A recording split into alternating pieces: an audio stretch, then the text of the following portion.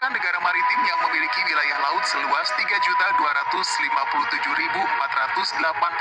km persegi.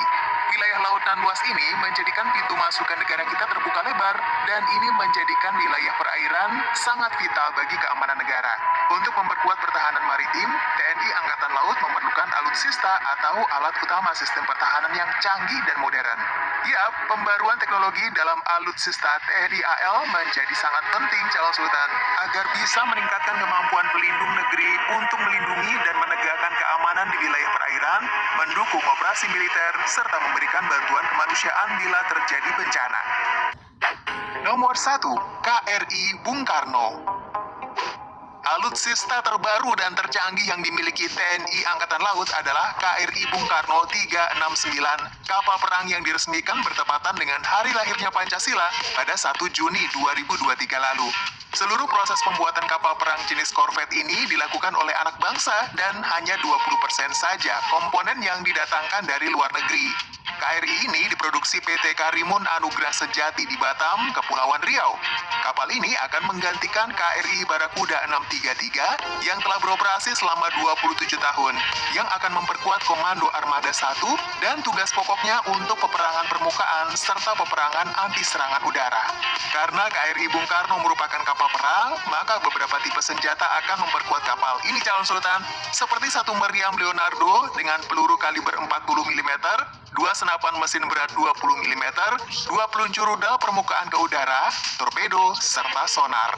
Kapal ini juga akan dilengkapi perangkat untuk membawa helikopter Panther dan helideck atau tempat untuk mendaratkan helikopter. Proses pembuatan KRI Bung Karno menghabiskan waktu selama 1 tahun dengan panjang 73 meter, lebar 12 meter, dan tinggi 5 meter, serta memiliki bobot 650 ton. Kapal ini mempunyai 55 personel awak kapal dan mampu berlayar dengan kecepatan 22 hingga 24 knot.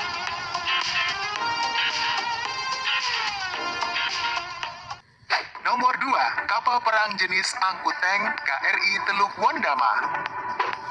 Satu lagi alutsista modern untuk meningkatkan daya tempur TNI Angkatan Laut, yaitu KRI Teluk Wondama 527.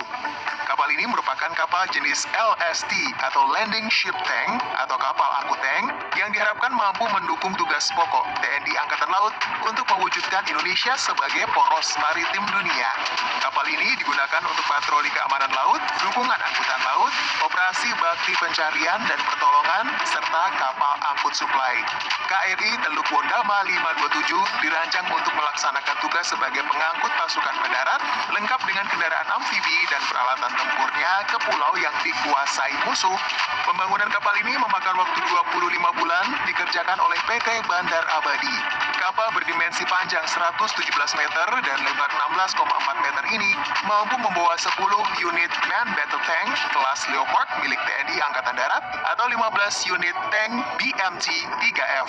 Kapal perang ini diberi nama KRI Teluk Wondama 527 yang diambil dari nama teluk yang terletak di Provinsi Papua Barat.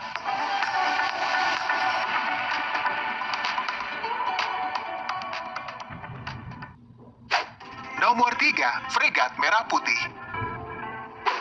Tahun 2020 lalu, CEO PT PAL, Kaharudin Jenot, mengumumkan persiapannya untuk mengerjakan kapal fregat bersama TNI AL dan telah melakukan potong baja pertama pada 9 Desember 2022 di galangan kapal PT PAL, Surabaya. Pembangunannya akan dilakukan selama 69 bulan dan diharapkan akan selesai pada tahun 2026 atau 2027. Kapal fregat merupakan kapal perang yang berukuran lebih besar daripada korvet, berukuran antara 60 hingga 180 meter dengan bobot tidak lebih dari 15.000 ton. Kapal ini memiliki fungsi utama sebagai kapal perang anti kapal selam, juga mempunyai kemampuan pertahanan udara. PT PAL akan membangun 2 unit kapal perang berdasarkan desain kapal fregat kelas Arrowhead 140.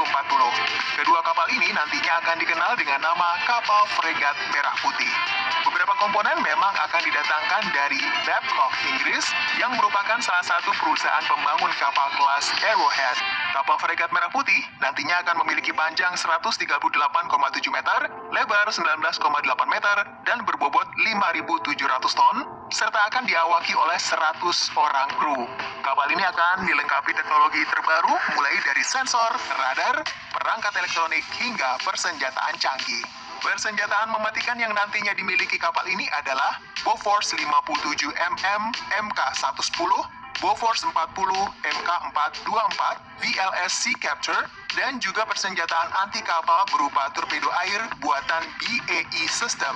Kapal ini juga akan dilengkapi rudal sebagai bentuk sistem pertahanan udara dengan spesifikasi 12 unit rudal ACE-EM dari permukaan ke udara dengan jangkauan 120 km dan 8 unit rudal SSM dengan jangkauan 180 km.